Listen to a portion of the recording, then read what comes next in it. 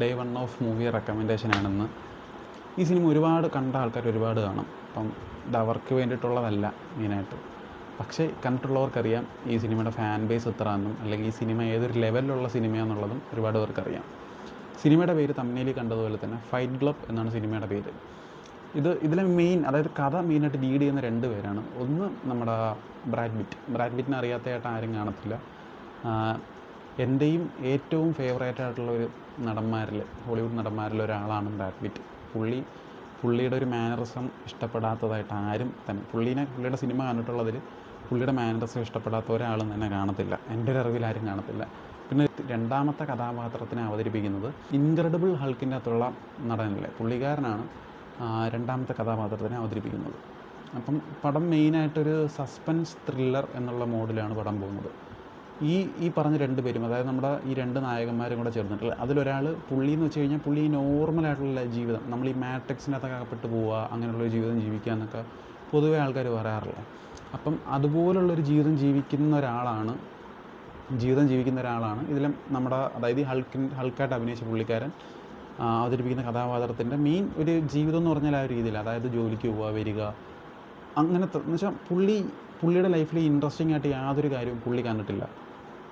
അപ്പം രണ്ടാമത്തെ കഥാപാത്രം പുള്ളിയെന്ന് വെച്ച് കഴിഞ്ഞാൽ നമ്മൾ ഈ കണ്ട ആളുടെ, അതായത് ഇപ്പം ഈ മാട്രിക്സിൽ അകപ്പെട്ടു പോയി ആ ഒരു രീതിയിലുള്ള ജീവിതം ജീവിക്കുന്നു എന്ന് പറഞ്ഞില്ലേ, പുള്ളിയുടെ നേരെ ഓപ്പോസിറ്റായിട്ടുള്ളൊരു സ്വഭാവക്കാരനാണ് പുള്ളിക്ക് തോന്നുന്ന രീതിയിൽ എന്തും ചെയ്യും. ഇപ്പം വഴി കൂടെ പോകുന്നു, ഒരാളെ അടിക്കണമെന്ന് തോന്നിക്കഴിഞ്ഞാൽ പുള്ളിക്കാരൻ അടിക്കും. ഇപ്പോൾ വീടിൻ്റെ ഫ്രണ്ടിൽ എന്തെങ്കിലും ഇരിക്കുന്നു, പൊട്ടിക്കാൻ തോന്നിയാൽ പുള്ളി പൊട്ടിക്കും. പുള്ളിക്ക് എന്ത് ചെയ്യാൻ തോന്നും അങ്ങനെ ഒരു ജീവിതത്തിൽ നമ്മളെങ്ങനെ പറയുന്നത്, ഈ സെവൻത്ത് വാൾ ബ്രേക്കിംഗ് എന്നൊക്കെ പറയത്തില്ലേ, അല്ലെങ്കിൽ ഇങ്ങനെ മനസ്സിലായോ എന്ന് വെച്ചാൽ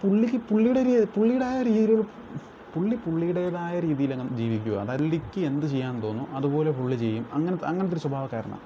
അങ്ങനെ ഇവർ രണ്ടുപേരും കൂടെ ഒരു യാദൃശ്ചികമായിട്ട് ഇവർ രണ്ടുപേരും കൂടെ ഫ്രണ്ട്സായതിന് ശേഷം ഇവർ രണ്ടുപേരും കൂടെ തുടങ്ങുന്ന ഒരു കൂട്ടായ്മയാണ് ഫൈറ്റ് ക്ലബ് എന്ന് പറയുന്നത്. രണ്ടുപേരും കൂടെ ചേർന്ന് തുടങ്ങുന്ന ഒരു കൂട്ടായ്മയാണ് ഈ ഫൈറ്റ് ക്ലബ് എന്ന് പറയുന്ന സംഭവം.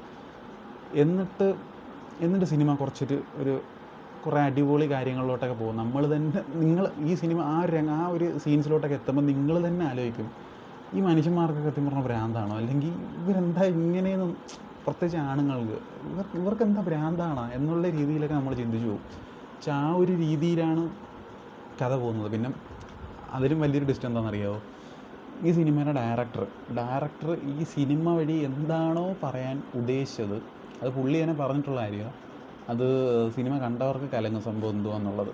അപ്പം സിനിമയുടെ ഡയറക്ടർ എന്താണോ ഈ സിനിമ വഴി പറയാൻ ഉദ്ദേശിച്ചത് അതിൻ്റെ ഓപ്പോസിറ്റായിട്ടാണ് ജനങ്ങൾ, അതായത് എനിക്ക് തോന്നുന്നു ആ സമയത്ത് വലിയ കുഴപ്പമില്ലായിരുന്നു തോന്നുന്നു. നിലവിൽ ഉള്ള ഒട്ടുമിക്ക ഫാൻസും, അല്ലെങ്കിൽ സിനിമ കണ്ടവരും, അല്ലെങ്കിൽ ഈ നമ്മുടെ ഒരു കാലഘട്ടത്തിൽ കണ്ട ആൾക്കാരെല്ലാവരും അല്ലെങ്കിൽ ഇപ്പോൾ ഈ സോഷ്യൽ മീഡിയ കൂടെ ആ സിനിമേനെ പറ്റി നമ്മളിപ്പോൾ ഒരു സിനിമ ഇറങ്ങുമ്പോഴത്തേക്ക് അതിനെപ്പറ്റി റീൽസും അങ്ങനെ അറിയത്തില്ല. അപ്പം ഈ സിനിമേനെ പറ്റിയുള്ള വീഡിയോസും കാര്യങ്ങളൊക്കെ കണ്ടു കഴിഞ്ഞാൽ നമുക്ക് തോന്നും ഈ സിനിമ ഒരു എങ്ങനെ മർദ്ദനം അല്ലെങ്കിൽ ഇടി ഉണ്ടാക്കുക, വഴക്കുണ്ടാക്കുക, ആ ഒരു രീതിയിലുള്ള പടമാണെന്നേ നമുക്ക് തോന്നത്തുള്ളൂ. പക്ഷേ ഡയറക്ടർ അതല്ല കേട്ടോ ഉദ്ദേശിച്ചത്.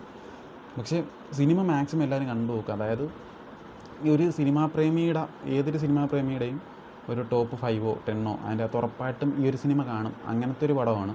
അവസാനം ഗംഭീര ട്വിസ്റ്റ് എന്ന് വെച്ച് കഴിഞ്ഞാൽ നിങ്ങൾ ഒരിക്കൽ പോലും വിചാരിക്കത്തില്ല അങ്ങനെ ഒരു ട്വിസ്റ്റ് അവസാനം കൊണ്ട് ഇടുമെന്ന്. അത്രയും ഇതിലൊരു ട്വിസ്റ്റ് അവസാനമുണ്ട്.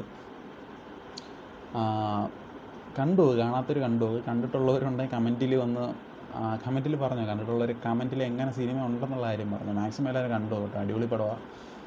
സിനിമയുടെ പേര് തമ്മിൽ കണ്ടതുപോലെ തന്നെ ഞാൻ സിനിമയുടെ പേര് ആദ്യമേ പറയാൻ വിട്ടുപോയി. ഫൈറ്റ് ക്ലബ് എന്നാണ് സിനിമയുടെ പേര്. തമ്മിൽ കൊടുത്തില്ലേ, ഫൈറ്റ് ക്ലബ് എന്ന് തന്നെയാണ് സിനിമയുടെ പേര്, ഞാൻ ആദ്യമേ പറയാൻ വിട്ടുപോയി.